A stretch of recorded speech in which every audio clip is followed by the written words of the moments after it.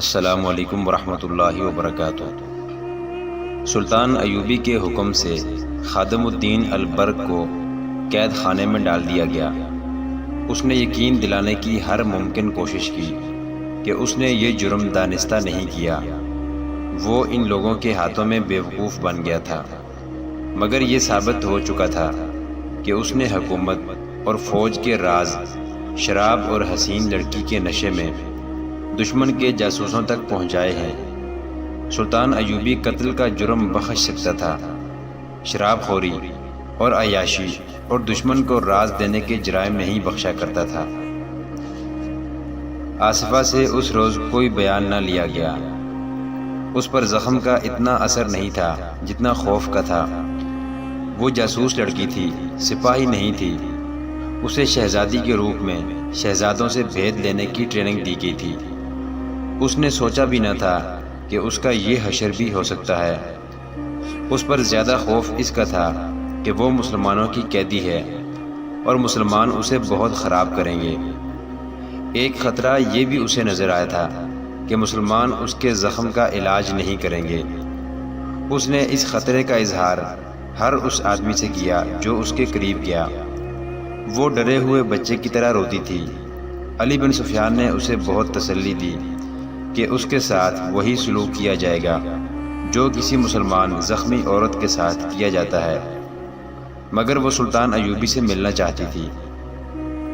آخر سلطان کو بتایا گیا۔ سلطان ایوبی اس کے پاس گیا اور اس کے سر پر ہاتھ رکھ کر کہا کہ اس حالت میں وہ اسے اپنی بیٹی سمجھتا ہے۔ میں نے سنا تھا کہ سلطان ایوبی تلوار کا نہیں دل کا بادشاہ ہے۔ آصفہ نے روتے ہوئے کہا، اتنا بڑا بادشاہ جسے شکست دینے کے لیے عیسائیوں کے سارے بادشاہ اکٹھے ہو گئے ہیں، ایک مجبور لڑکی کو دھوکہ دیتے اچھا نہیں لگتا۔ ان لوگوں سے کہو کہ مجھے فوراً زہر دے دیں، میں اس حالت میں کوئی اذیت برداشت نہیں کر سکوں گی۔ کہو تو میں ہر وقت تمہارے پاس موجود رہوں گا۔ سلطان ایوبی نے کہا، میں تمہیں دھوکہ بھی نہیں دوں گا، اذیت بھی نہیں دوں گا، مگر وعدہ کرو کہ تم بھی مجھے دھوکہ نہیں دو گی۔ تم ذرا اور بہتر ہو لو۔ طبیب نے کہا ہے کہ تم ٹھیک ہو جاؤ گی۔ اگر تمہیں اذیت دینی ہوتی تو میں اسی حالت میں قید خانے میں ڈال دیتا، تمہارے زخم پر نمک ڈالا جاتا، تم چیخ چیخ اور چلا چلا کر اپنے جرم اور اپنے ساتھیوں سے پردے اٹھاتی، مگر ہم کسی عورت کے ساتھ ایسا سلوک نہیں کیا کرتے۔ البرق کی بیوی مر گئی ہے، لیکن تمہیں زندہ رکھنے کی پوری کوشش کی جا رہی ہے۔ میں ٹھیک ہو جاؤں گی تو میرے ساتھ کیا سلوک کرو گے؟ اس نے پوچھا۔ یہاں تمہیں کوئی مرد اس نظر سے نہیں دیکھے گا کہ تم ایک نوجوان اور خوبصورت لڑکی ہو۔ سلطان ایوبی نے کہا، تم یہ خدشہ دل سے نکال دو، تمہارے ساتھ وہی سلوک ہوگا جو اسلامی قانون میں لکھا ہے۔ اس مکان کی تلاشی لی گئی تھی جہاں آصفہ جایا کرتی تھی۔ وہ کسی کا گھر نہیں تھا، جاسوسوں کا اڈا تھا۔ اندر ہی استبل بنا ہوا تھا۔ اندر سے 5 آدمی برآمد ہوئے تھے، انہیں گرفتار کر لیا گیا ہے۔ ان 5 نے اور ان 4 نے جنہیں تعاقب میں پکڑا گیا تھا، جرم کا اعتراف کرنے سے انکار کر دیا۔ آخر انہیں اس تہہ خانے میں لے گئے جہاں پتھر بھی بول پڑتے تھے۔ بوڑھے نے تسلیم کر لیا کہ اس نے اس لڑکی کو دانے کے طور پر پھینک کر البرق کو پھانسا تھا۔ اس نے سارا ناٹک سنا دیا۔ دوسروں نے بھی بہت سے پردے اٹھائے اور اس مکان کا راز فاش کیا جسے شہر کے لوگ احترام کی نگاہوں سے دیکھتے تھے۔ اس مکان میں بہت سی لڑکیاں رکھی گئی تھی تو 2 مقاصد کے لیے استعمال ہوتی تھی، ایک جاسوسی کے لیے اور دوسری حاکموں اور اونچے گھرانے کے مسلمان نوجوانوں کا اخلاق تباہ کرنے کے لیے۔ وہ مکان جاسوسوں اور تخریب کاروں کا اڈا تھا۔ ان جاسوسوں نے یہ بھی بتایا کہ سلطان ایوبی کی فوج میں انہوں نے اپنے آدمی بھرتی کرا دیے ہیں جنہوں نے سپاہیوں میں جوئے بازی کی عادت پیدا کر دی ہے۔ وہ ہاری ہوئی بازی جیتنے کے لیے ایک دوسرے کے پیسے چراتے اور چور بنتے جا رہے ہیں۔ شہر میں انہوں نے 500 سے کچھ زیادہ فاحشہ عورتیں پھیلا دی ہیں جو نوجوانوں کو پھانس کر انہیں عیاشی کی راہ پر ڈال رہی ہیں۔ خفیہ قمار خانے بھی کھول دیے گئے ہیں۔ ان لوگوں نے یہ بھی بتایا کہ ان سوڈانیوں کو سلطان کے خلاف بھڑکایا جا رہا ہے جنہیں فوج سے نکال دیا گیا تھا۔ سب سے اہم انکشاف یہ تھا کہ انہوں نے 6 ایسے مسلمان افسروں کے نام بتائے جو سلطان ایوبی کی حکومت میں اہم حیثیت رکھتے تھے مگر سلطان کے خلاف کام کر رہے تھے۔ آصفہ عیسائی لڑکی تھی، اس کا نام فلیمنگو بتایا گیا، وہ یونانی تھی۔ اسے 13 سال کی عمر سے اس کام کی ٹریننگ دی جا رہی تھی، اسے مصر کی زبان سکھائی گئی۔ ایسی سینکڑوں لڑکیاں مسلمان علاقوں میں استعمال کرنے کے لیے تیار کی گئی تھی جنہیں چوری چھپے ادھر بھیجا گیا تھا۔ اس لڑکی نے بھی کچھ نہ چھپایا۔ 15 روز بعد اس کا زخم ٹھیک ہو گیا۔ اسے جب بتایا گیا کہ اسے سزائے موت دی جا رہی ہے تو اس نے کہا، میں خوشی سے یہ سزا قبول کرتی ہوں، میں نے صلیب کا مشن پورا کر دیا ہے۔ اسے جلاد کے حوالے کر دیا گیا۔ دوسروں کی ابھی ضرورت تھی۔ ان کی نشاندہی پر چند اور لوگ پکڑے گئے جن میں چند ایک مسلمان بھی تھے۔ ان سب کو سزائے موت دی گئی۔ البرق کو 100 بیت کی سزا دی گئی جو وہ برداشت نہ کر سکا اور مر گیا۔ اس کے بچوں کو سلطان ایوبی نے سرکاری تحویل میں لے لیا۔ ان کے لیے سرکاری خرچ پر ملازمہ اور اتالیق مقرر کیے گئے۔ وہ البرق کے بچے نہیں، ایک مجاہدہ کے بچے تھے۔ ان کی ماں شہید ہو گئی تھی۔ جون 1171 کا وہ دن مصر کی گرمی سے جل رہا تھا جس دن خلیفہ العاضد کے قاصد نے آ کر صلاح الدین ایوبی کو پیغام دیا کہ خلیفہ یاد فرما رہے ہیں۔ سلطان ایوبی کے تیور بدل گئے۔ اس نے قاصد سے کہا، خلیفہ کو بعد السلام کہنا کہ کوئی بہت ضروری کام ہے تو بتا دیں، میں آ جاؤں گا۔ اس وقت مجھے ذرا سی بھی فرصت نہیں۔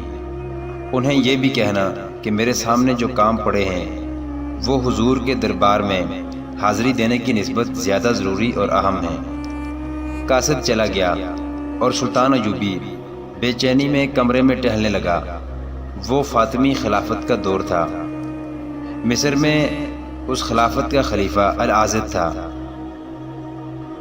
اس دور کا خلیفہ بادشاہ ہوتا تھا۔ جمعہ کے خطبے میں ہر مسجد میں خدا اور رسول اللہ صلی اللہ علیہ وسلم کے بعد خلیفہ کا نام لیا جاتا تھا۔ عیش و عشرت کے سوا ان لوگوں کے پاس کوئی کام نہ تھا۔ اگر نور الدین زنگی اور صلاح الدین ایوبی نہ ہوتے یا وہ بھی دوسرے امراء وزراء کی طرح خوش آمدید اور ایمان فروش ہوتے تو اس دور کے خلیفوں نے تو سلطنت اسلامیہ کو بیچ کھایا تھا۔ العاضد ایسا ہی ایک خلیفہ تھا۔ صلاح الدین ایوبی مصر میں گورنر بن کر آیا تو ابتدا میں خلیفہ نے اسے کئی بار بلایا تھا۔ سلطان ایوبی سمجھ گیا کہ خلیفہ اسے صرف اس لیے بلاتا ہے کہ اسے یہ احساس رہے کہ حاکم ایوبی نہیں خلیفہ ہے۔ وہ سلطان ایوبی کا احترام کرتا تھا، اسے اپنے ساتھ بٹھاتا تھا، مگر اس کا انداز شاہانہ اور لب و لہجہ آمرانہ ہوتا تھا۔ اس نے سلطان ایوبی کو جب بھی بلایا بلا مقصد بلایا اور رخصت کر دیا۔ صلیبیوں کو بحیرہ روم میں شکست دے کر اور سوڈانی فوج کی بغاوت کو ختم کر کے صلاح الدین ایوبی نے خلیفہ کو ٹالنا شروع کر دیا تھا۔ اس نے خلیفہ کے محل میں جو شان و شوکت دیکھی تھی اس نے اس کے سینے میں آگ لگا رکھی تھی۔ محل میں زر و جواہرات کا یہ عالم تھا کہ کھانے پینے کے برتن سونے کے تھے، شراب کی سراہی اور پیالیوں میں ہیرے جڑے ہوئے تھے۔ حرم لڑکیوں سے بھرا پڑا تھا، ان میں عربی، مصری، مراکشی، سوڈانی اور ترک لڑکیوں کے ساتھ ساتھ عیسائی اور یہودی لڑکیاں بھی تھیں۔ یہ اس قوم کا خلیفہ تھا جسے ساری دنیا میں اللہ کا پیغام پھیلانا تھا اور جسے دنیائے کفر کی مہیب جنگی قوت کا سامنا تھا۔ سلطان ایوبی کو خلیفہ کی کچھ اور باتیں بھی کھائے جا رہی تھیں۔ ایک یہ کہ خلیفہ کا ذاتی حفاظتی دستہ سوڈانی حبشیوں اور قبائلیوں کا تھا جن کی وفاداری مشکوک تھی۔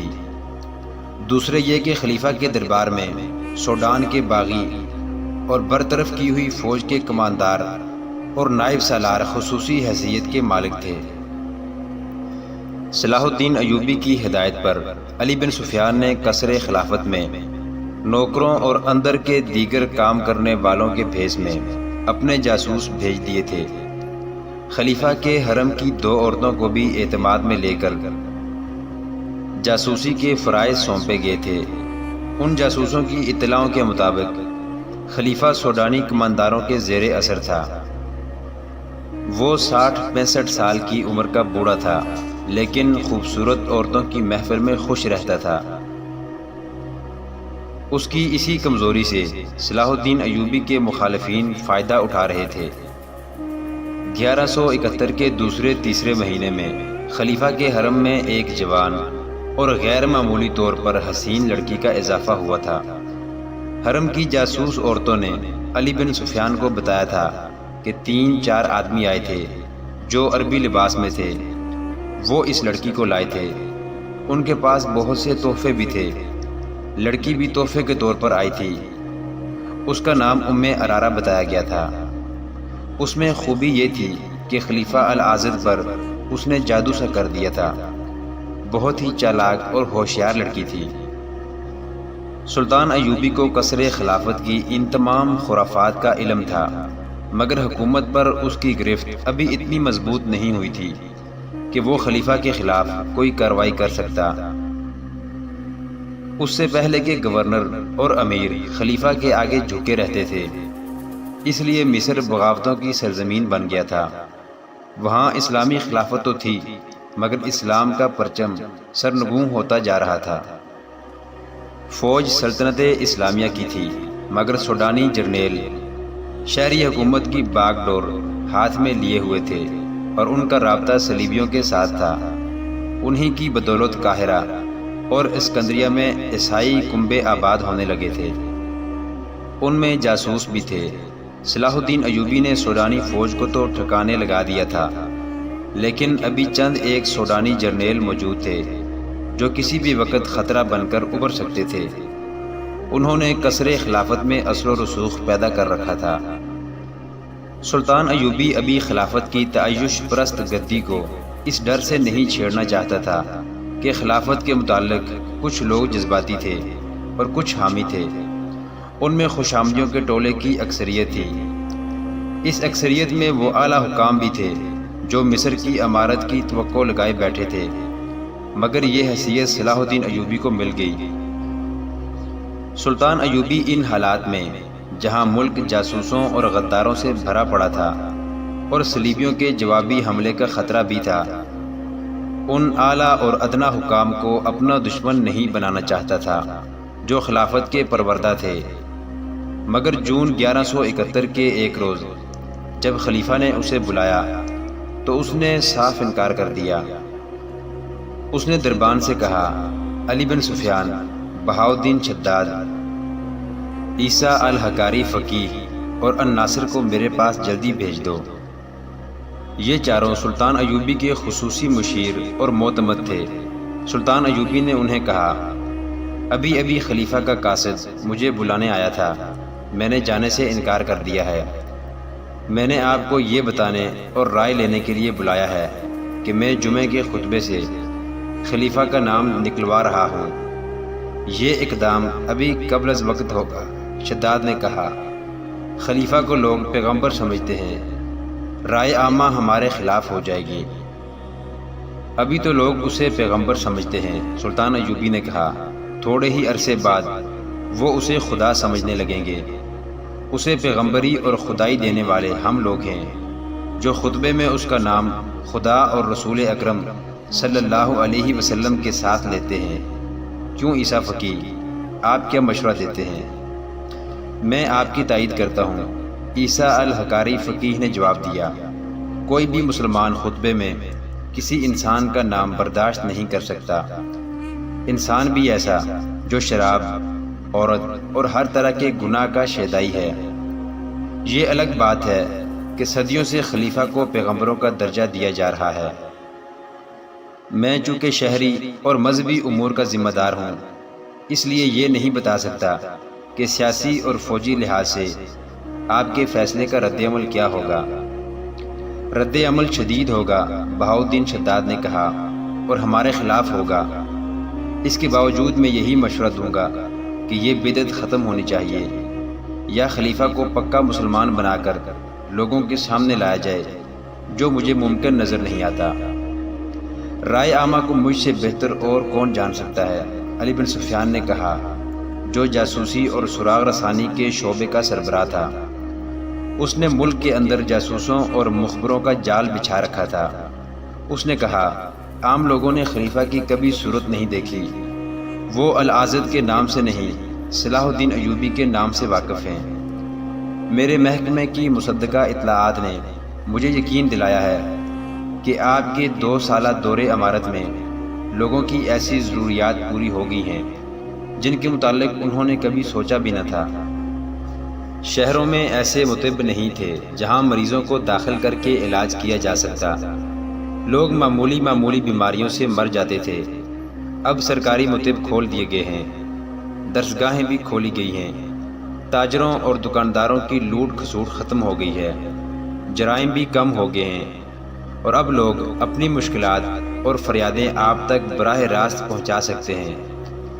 آپ کے یہاں آنے سے پہلے لوگ سرکاری اہلکاروں اور فوجیوں سے خوف زدہ رہتے تھے، آپ نے ان کے حقوق بتا دیے ہیں، اور وہ اپنے آپ کو ملک و ملت کا حصہ سمجھنے لگے ہیں۔